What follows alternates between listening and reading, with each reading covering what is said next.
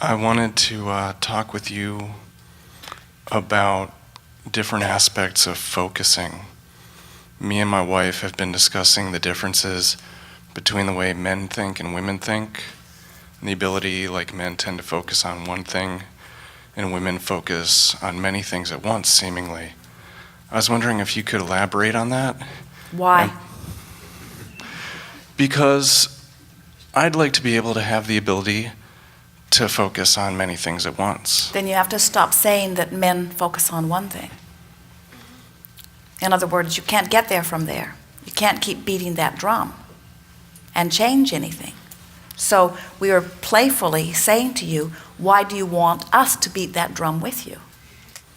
Well, I was hoping you could talk about the whole process of focusing so I could understand it better. Well, we are having a good time torturing you just a little bit here because we wanted to point out that you began, as so many do, by saying, Abraham, this is how it is, and I would like to change how it is. And that's pretty good, because what you're saying is, I have defined the parameters of my work. Here's where I am, and here's where I'd like to be. So we don't want to do anything that enhances where you are so much as we want to do things that move you up the vibrational scale.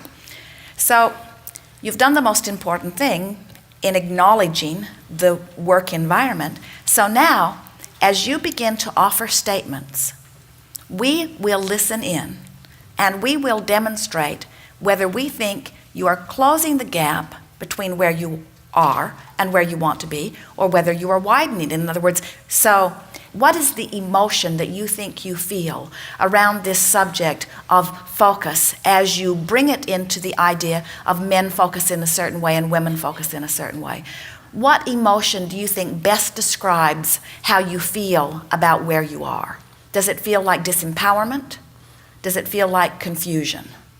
It feels like disempowerment. So it's stronger than confusion. This is a pretty big thing to you. Does it feel like disempowerment that is permanent, or does it feel like disempowerment that is temporary? I feel temporary.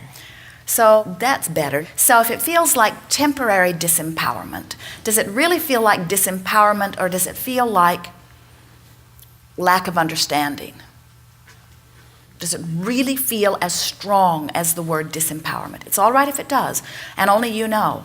Now, we started to say something earlier, and we didn't follow through as fully as we want to. We're not guiding you toward the physical manifestation. We're guiding you to the feeling of relief. And if you will realize that if you will understand focus as focusing energy, and that the way you focus energy, or the way you are aware of the energy that is focused, is through your emotions, then you realize that this is not a thinking process, this is a feeling process. And of course, you don't feel if you're not thinking, but if you put the emphasis on how you feel, you'll be able to focus easily. And that's the answer to your question. That's why women are able to focus usually, not always, on more things. Women, not always, but they tend to be more emotional beings. They are more in touch with their emotions.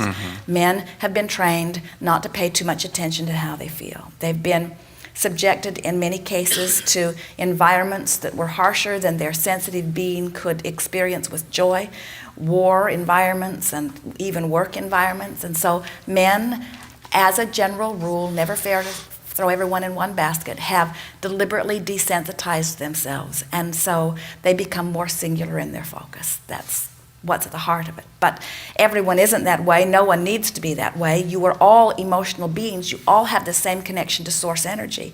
When we see you, we do not see you as male and female. We see you as energy, allowing or not allowing. And your gender has no relevancy to your ability to create whatsoever.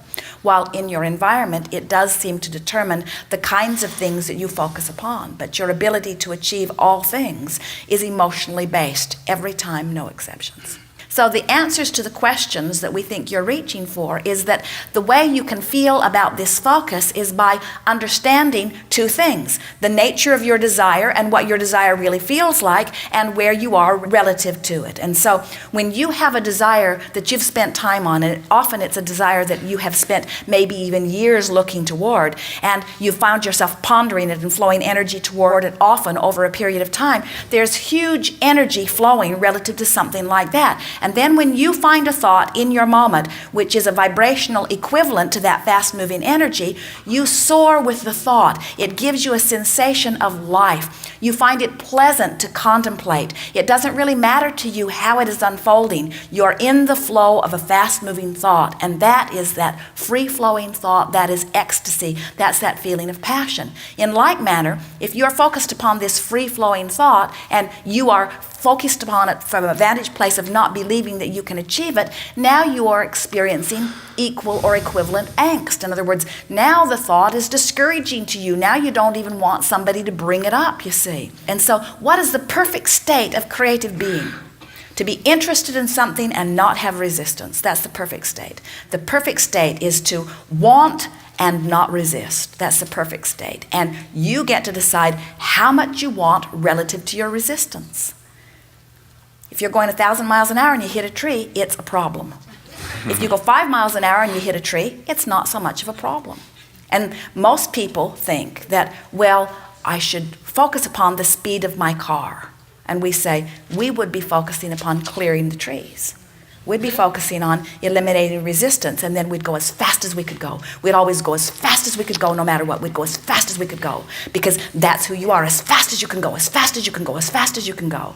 But when you go fast with no resistance, ecstasy. When you go slow, resistance or not, boring. And you eliminate resistance by focusing on that which makes you feel good. You eliminate resistance by reaching for relief, because relief is indication that resistance is subsiding. Yes. Great. I feel great now.